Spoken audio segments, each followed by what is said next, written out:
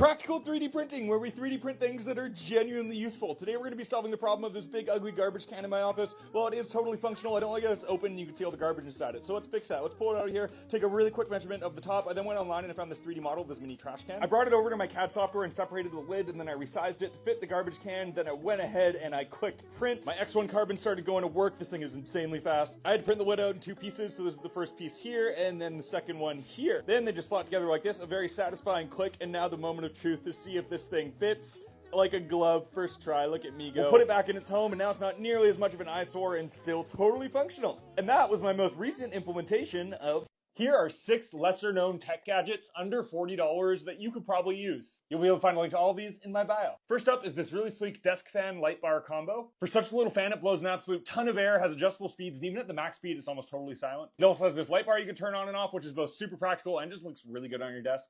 I cannot survive a summer at my desk without this thing.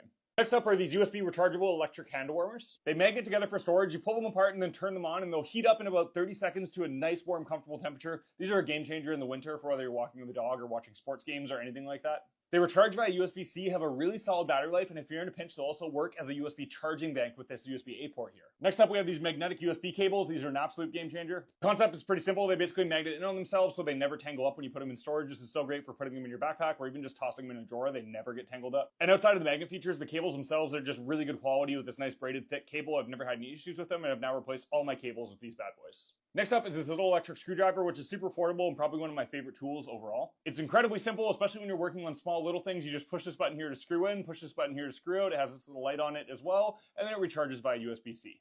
It comes with a bunch of different tips. Trust me, if you're a tinkerer or you have a tinkerer in your life, get this for yourself. This thing is game-changing. On a similar note, one of my favorite tools is this cordless hot glue gun. The concept here is incredibly simple. It recharges via USB-C. You get about an hour's charge worth, and you have it ready to go at all times. Hot glue is one of my most used tools, so not having to be tethered to a wire and just being able to grab it whenever I need it is game-changing.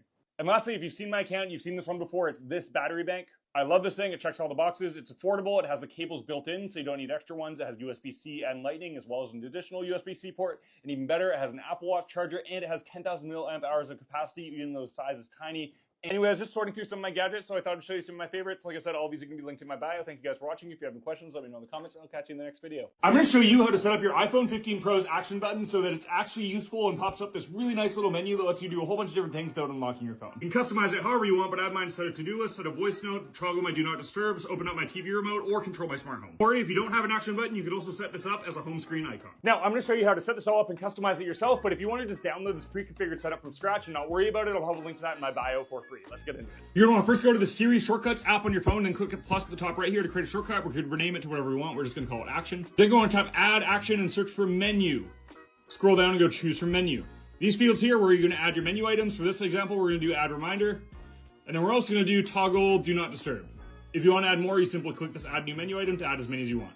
Once you add those menu items, you'll see these categories pop up below. You could add anything underneath here to happen whenever you tap those items. So we'll start by adding the reminder, but before we add the reminder, we need to know what we actually want to add. So we're going to start by asking for input. This is going to ask the user to enter simple text, so we're going to drag that under the add reminder. It's going to ask for text. To watch here, if we run this now and click add reminder, it's just going to simply ask us for text. Then what we're going to need to do is search reminders. And then we're going to scroll down and go to add to reminders. Then we're going to drag that once again under the text. And what we're going to do is add the provided input. So now watch this. Now whenever we run this and then we go to add reminder, we're going to type our text block done, and then it's going to add that to the reminders. The do not disturb automation is a little bit more complicated. What we're going to start by doing here is set focus. This is going to be able to let us set whatever focus mode we want. We're going to obviously do not disturb in this case, and we're going to toggle it to off. But the problem is, if it's off, we want to also be able to toggle it on. So we're going to have to add an if statement. We're going to search here and we're going to search for if, and we're going to scroll down and grab the if statement. We're going to drag that up to our under do not disturb. Then what we need to do is go down here and search for focus state again, and we're going to get the current focus state. This will let us figure out whether do not disturb is turned on or turned off currently. Now, stick with me here. What we're going to do is go into the input, and we're going to do current focus. What we're going to do is get the name of current focus. If current focus contains the word disturb, so if do not disturb is on, we want to turn it off. Then what we need to do is do our toggle focus again. And then if it's on, we want to turn it off. If it's off, we want to turn it on. To summarize what we just did there, we got what the current focus state was. We then looked at the name of the current focus state. If it had disturb in it, that means it's in do not disturb. We'll then turn it off. If it doesn't have disturb in it, we're then going to turn it on, because that means do not disturb is not on. Now all we have to do is go in our iPhone settings, go into action button, and scroll over till we find shortcut. And what we're gonna do is run a shortcut. We're gonna search for the same one we just made, which was action, and we're gonna assign that to our action button. If you don't have an action button, you want your home screen, you're just gonna click and hold this, and you're gonna click share. Once you click share, scroll down and click add to home screen, and you'll get a little home screen icon, and you'll then be able to trigger it in the same way.